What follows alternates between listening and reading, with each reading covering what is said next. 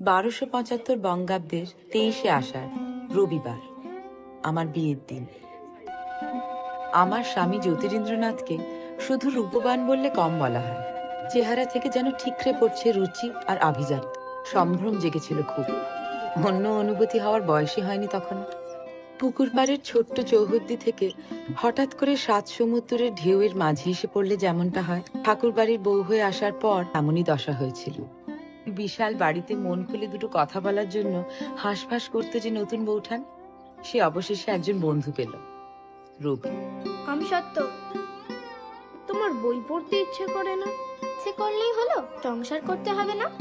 আমি পড়ে শুনো। পাল লয়ে যায় মাঠে শিশু। রবি, এবার আমি খাতা কেটে নেব। কি হচ্ছে কি নতুন বউটা?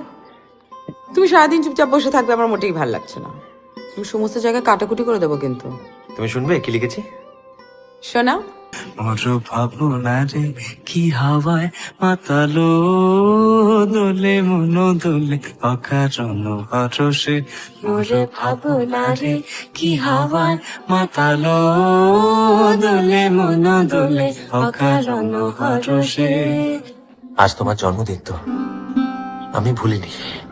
রবি, নীলার মেয়েকে একবার দেখতে যাব কথা দিয়েছি। আমাদের পছন্দ হয়েছে।